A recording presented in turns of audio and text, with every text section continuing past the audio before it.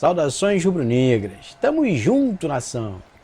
Então, vamos falar do jogo de ontem, Peru e Brasil. Seleção brasileira, claro, né? Não é o Brasil, não é o time.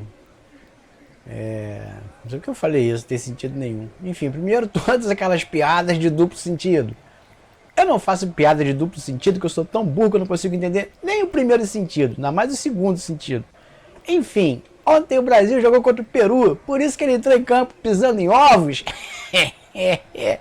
Piada de velho, mas tudo bem. O jogo foi duro porque o Peru endureceu lá atrás. Essa também é velha, né? Mas tudo bem, o que mais? Não consigo pensar em mais nenhuma piada de duplo sentido, só tem duas, não é possível, tem que ter mais, mas daqui a pouco vai sair no resto. Vamos lá, vamos falar sério agora, vamos lá. Primeiro, falar do jogo.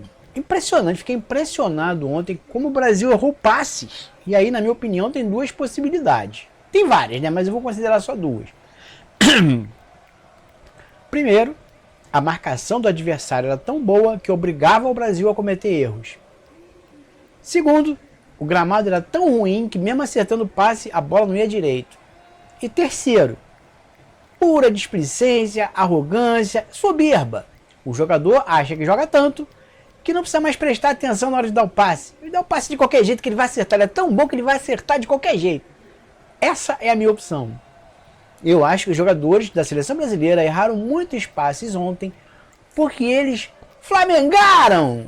Flamengar é do verbo virar Flamengo, fazer igual o Flamengo, se tornar Flamengo, agir como o Flamengo. É isso que é o verbo flamengar, para você que não sabe.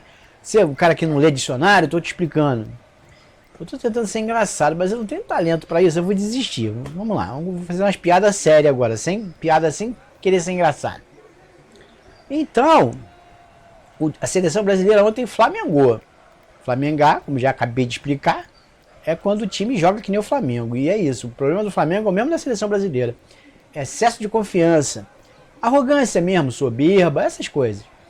E aí, serve para todo mundo, desde o Neymar, que para mim é o melhor jogador em campo, foi o melhor jogador em campo, assim, melhor que eu quero dizer é historicamente falando, né? Não atuando, não como atuação. A atuação do Neymar não foi a melhor em campo. Mas o Neymar é o jogador mais, a estrela mais brilhante em campo, era o Neymar. Desde o Neymar até o Danilo, que eu considero o pior jogador da seleção brasileira, todo mundo estava errando passe. Uma beleza, a seleção estava nivelada por baixo. Acho que esse foi o maior problema que o Brasil enfrentou para não conseguir vencer o Peru com mais facilidade. Venceu o Peru, venceu com um único gol, 1-0, já nos acréscimos, quase acabando o jogo. E o Brasil fez um gol de escanteio, achou um gol perdido lá no meio do campo, gol de escanteio do zagueiro Marquinhos. A gente tem como atacante somente o Rodrigo lá na Europa, Rafinha, Neymar, eu sempre esqueço o nome do Pombo, não sei porquê. O Pombo, que eu não consigo lembrar o nome dele. Isso tudo de atacante, todos atacantes bons, de primeira linha, atuam na Europa, são jogadores, carreira de sucesso. Quem fez o gol da seleção? O nosso zagueiro. Isso demonstra, isso é o retrato de como estava mal a seleção brasileira ontem. A gente tem que considerar uma série de coisas, né? É o começo de trabalho do Diniz, é só o segundo jogo que a seleção faz. Apesar de ter muito treino, como diz o ditado, treino é treino, jogo é jogo. Uma coisa é você treinar o grupo, outra coisa é esse mesmo grupo entrar em campo para jogar contra uma equipe adversária. É muito diferente. Então a gente tem que entender, compreender tudo isso. Os jogadores estão assimilando ainda as ideias do Diniz. Então assim, eu acho que é importante falar isso. A gente tem que dar mesmo um desconto para a seleção. Porque por todas essas razões. Mas eu acho também que a gente não pode ficar passando a mão na cabeça dos jogadores. Ao mesmo tempo que a gente reconhece que tem sentido, tem motivo para eles não irem tão bem quanto a gente acha que teria que ir, também ficou, para mim, pelo menos ficou evidente, ficou óbvio, a falta de atenção, a displicência, a desatenção na hora de dar o passe. Estavam errando passe, não era assim, uma enfiada de bola muito difícil, muito complicada, não. Estavam errando passes laterais, passe de alguns metros de distância. O cara tá na reta, na frente pro outro jogador, tá de frente pro outro jogador, não tinha ninguém no meio do caminho e os jogadores estavam errando passes dessa natureza, esse tipo de passe que a seleção do Brasil errou ontem. Eu acho, assim, eu pelo menos considero o jogador brasileiro o melhor jogador do mundo. via de regra. Com exceções, muitas. Mas eu acho que o jogador brasileiro joga muito. E rapace assim, não é normal pra quem joga. Você que já jogou uma pelada na vida sabe disso. O cara que é o craque da pelada não costuma errar passe. Quem costuma errar passe é o último, aquele cara que é o último a ser escolhido. No caso, eu. Eu sou o cara que erra muito passe na pelada. Por quê? Porque eu sempre fui ruim. Então, o sujeito para estar na seleção brasileira não deveria errar tantos passes como errou ontem. Eu fiquei muito mais impressionado com o Neymar. Ele também acertou uns passes maneiros, deu umas enfiadas de bola legal também. Mas errou muitos passes, passes bobos, passes simples. Agora a participação especial do meu cachorro chorando para descer a escada. Eu tenho um Golden Retriever, o bicho é grande, quase do meu tamanho. Mas ele chora para descer a escada porque tem medo de cair da escada. Vê se pode uma coisa dessa. E pra azar dele, coitado, a casa tem 3 andares. Quando ele tem que ir no banheiro, ele tem que subir 1, 2, 3 lances de escada. Essa choradeira é o dia todo. É o dia inteiro essa choradeira na minha cabeça. Enfim, com a participação especial do Apollo, a gente vai seguir aqui o vídeo. Nem sei se dá pra vocês ouvirem aí, mas enfim, o cachorro tá chorando aqui na minha orelha. Então, tô falando disso aí porque... Tava assistindo ainda há pouco o Sport TV e a manchete era mais ou menos assim: freio no oba-oba. Quer dizer, vamos parar de achar que tá tudo resolvido, vamos parar de achar que tá tudo muito bom. E é isso aí. A gente, o brasileiro, apesar do brasileiro falar mal de si mesmo, a gente tem essa qualidade, a gente acredita muito em tudo. A gente acha que tudo vai dar certo, a gente acha que, porra, não tem como dar errado, vai dar tudo certo. A gente acha também que a seleção brasileira é maravilhosa, é invencível, é imbatível, e não é. Ontem a gente quase, não vou dizer que a gente quase perdeu, porque o Peru também pouco fez para vencer o Brasil. Mas a gente quase não ganhou do Peru. Não, sem piada de duplo sentido. Não consegui lembrar de mais nenhuma, que bom, graças a Deus. Então, gente, é isso aí. Queria pedir para vocês, escreve no comentário aí o que vocês acham. Por que vocês acham que o Brasil jogou mal ontem? Aliás, primeiro, você acha que o Brasil jogou mal ontem? Segundo, por quê? Terceiro, o que precisa mudar? Falando em mudar, vamos entrar agora no segundo tópico, no segundo assunto desse vídeo aqui, que é a mania do brasileiro, a mania que o Brasil tem. Todo técnico da seleção brasileira faz a mesma coisa, para não falar um palavrão. Ao invés de botar quem realmente está jogando muito, coloca quem tem mais nome, quem tem um nome de mais peso. Então, eu estava assistindo Sport TV, como eu já falei, e aí alguém veio com esse assunto. Lá fora, é país, né? Enfim, a seleção é país. Então, assim, o cara não falou país, nem pessoa, nem nada. Ele só disse o seguinte: não levam. E se não levam, tem um pronome oculto aí que é o eles. Eles não levam tão a sério. O que estava querendo dizer é, as seleções da Alemanha, da Espanha, sei lá de onde, coloca muito jogador muito jovem para atuar na seleção.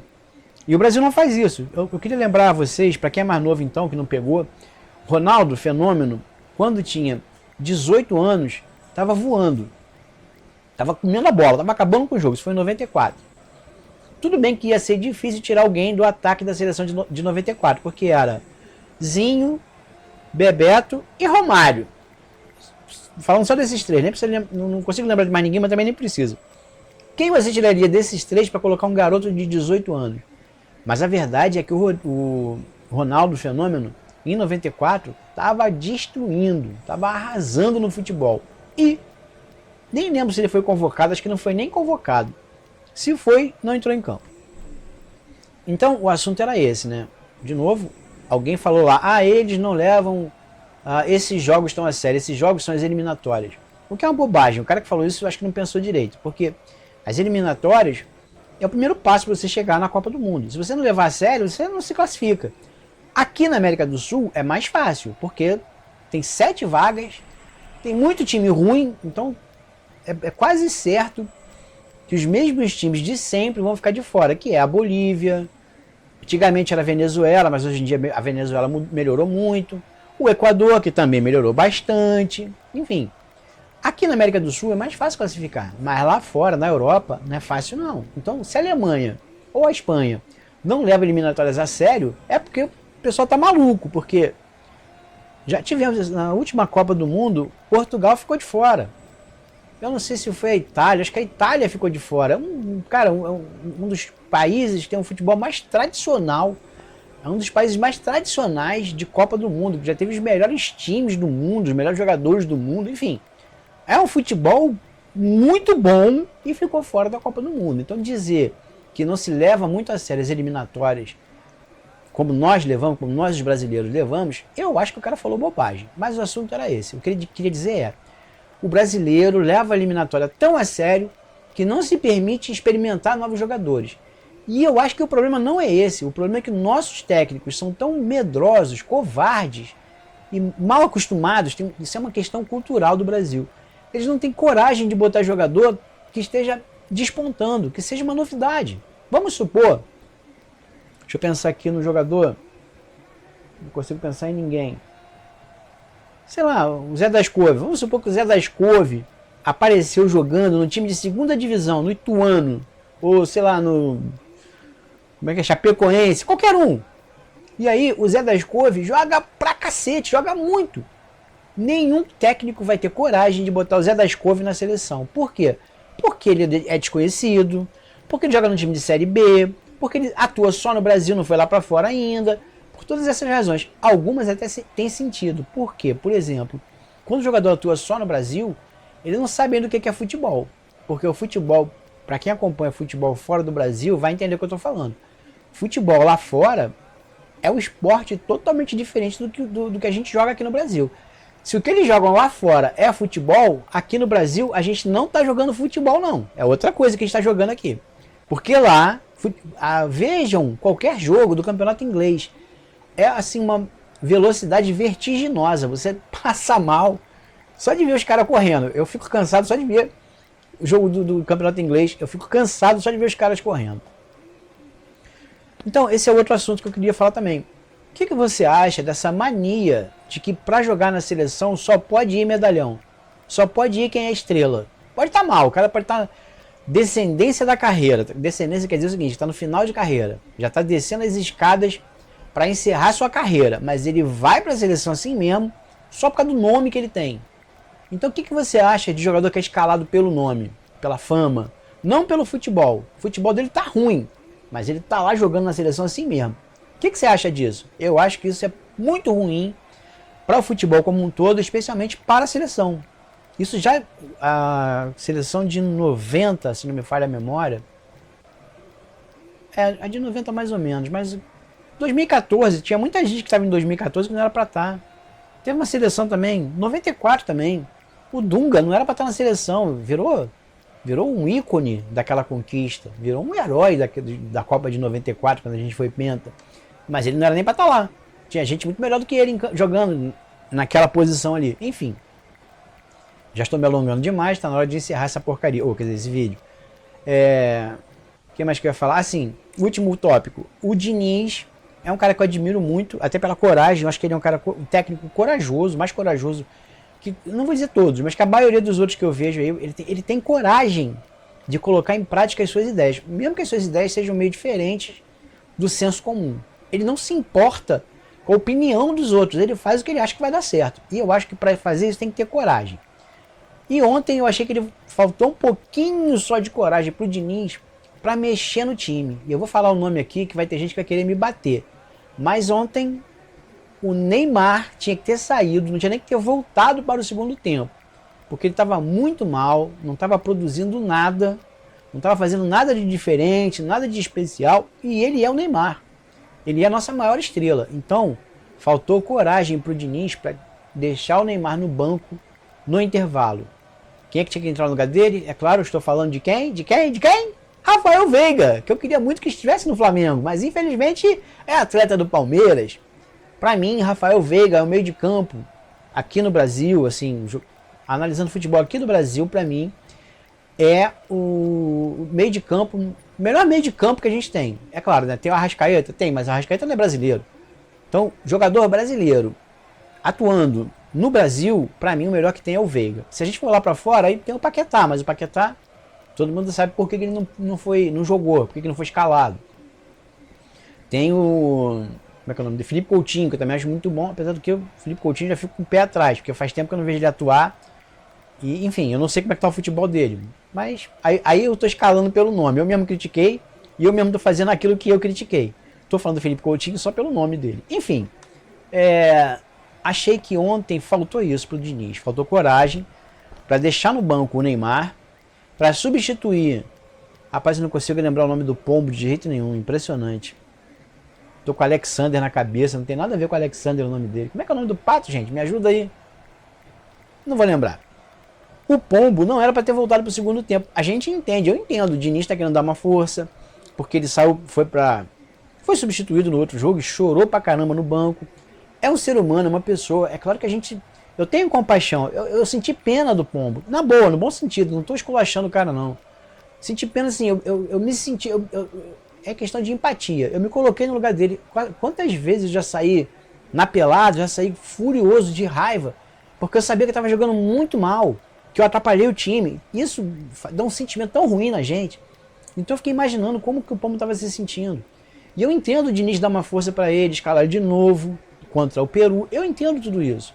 Mas acho que tem um limite. Até para você fazer o que é certo, existe um limite. E para mim, como o coitado do pombo, nem foi culpa dele, a bola não estava chegando nele. Nosso meio de campo estava muito mal ontem. O maior problema nosso era o meio de campo. Não era o pombo, não era o ataque, era o meio de campo. Mas eu também teria tirado o pombo, que eu não consigo lembrar o nome do rapaz de jeito nenhum. O Gabriel Jesus, que é a minha aposta, para mim o Gabriel Jesus é o melhor jogador, falando exclusivamente no esquema para jogar com o esquema de jogo do Diniz. Para mim, o Gabriel Jesus é o melhor jogador, aliás, é o único jogador que consegue jogar nesse esquema do Diniz. Por quê? Porque ele tem habilidade, ele tem inteligência, ele consegue dar passe além de que dar jogada, além de arrematar para gol. Ele também é bom para fazer jogada, dar passe. Enfim, o cara é completo. De novo, para esse jogo que o Brasil está jogando. Se for para jogo aéreo, ele já não presta mais. Mas também o Brasil não joga com jogo aéreo. Enfim, Gabriel Jesus entrou, mas entrou, estava nos 15 ou 20, sei lá. Já não tinha mais um tempo inteiro para mostrar o seu valor, para mostrar a que veio. No entanto, ele tocou mais na bola e foi mais importante para o time, para a seleção, do que o pombo em todo o tempo que ele jogou. O primeiro tempo, mas a parte do segundo tempo que o pombo jogou, ele não fez tanto quanto o Gabriel Jesus fez em muito menos tempo. Então assim, obviamente, evidentemente, Gabriel Jesus é melhor do que o pombo. Por que ele não vai entrar no próximo jogo já como titular? Não sei. Aí tem as questões que eu falei, né? Porque o pombo tem nome, porque o pombo está em evidência, o Gabriel Jesus não está em evidência nem no time dele. Ele tá sendo reserva no time dele lá na Inglaterra, acho que é Inglaterra. Não lembro mais qual time que ele tá, enfim. É por tudo isso. Agora, eu continuo achando, eu entraria com o Gabriel Jesus de cara. No começo do jogo, no primeiro tempo, eu botava Gabriel Jesus. Não precisa ser necessariamente... Tô babando pra caramba, desculpa aí. Não precisa ser necessariamente no próximo jogo. Pode ser em outro jogo. Mas eu acho que o Gabriel Jesus tem que jogar um jogo, pelo menos 90 minutos. Porque senão ele nunca vai conseguir mostrar do que ele é capaz. Pelo menos ele tem que começar jogando, jogar um tempo inteiro. Porque assim ele pega ritmo, vai se entrosando. Se entrar no meio do jogo, é totalmente diferente. Bom, já falei dos erros de passe, por que o Brasil jogou mal. Falei do Diniz, que faltou coragem para substituir, demorou muito para mexer. Só mexeu. Pô, o Rafael Veiga, que eu tô falando dele, entrou faltando 2 minutos para acabar o jogo. Isso é uma falta de respeito com o atleta, cara. Eu acho que isso é uma falta de respeito com o atleta. Como é que o cara vai fazer alguma coisa com 2 minutos de jogo? Não dá para cobrar uma falta. Então assim, não dá para entender por que o Diniz fez isso. Se não substituiu até os 30, não precisa mais substituir. Porque não adianta botar o Rafael Veiga para jogar 5 minutos, 10 minutos, 2 minutos. Não adianta, pô. É sacanagem com o cara. Só se você estiver querendo queimar o jogador, de raiva. Tá com raiva dele, quer queimar ele, bota ele faltando 2 minutos, que ele vai fazer um monte de merda querendo mostrar o seu valor. Porque o cara já entra pilhado, entra nervoso, vai fazer um monte de besteira para mostrar que ele é bom. E não vai conseguir, é claro, porque em 2 minutos ninguém consegue mostrar nada. Nem que é bom, nem que é ruim. Gente, eu sempre esqueço o que mais que eu queria falar. Tinha muita coisa para falar, tinha muita piada de duplo sentido para fazer com o peru, mas eu não sei nem qual é o primeiro sentido, imagina o duplo sentido, o segundo sentido, aí que não vem mesmo. Então eu vou encerrar o vídeo por aqui. Escreve aí nos comentários o que você achou dessa minha atuação, dessa minha péssima atuação aqui nesse vídeo. Se inscreve no canal Urubu Virtual. cola aqui no meu canal e vem fazer o canal Urubu Virtual junto comigo. Tamo junto, nação! Saudações rubro-negras!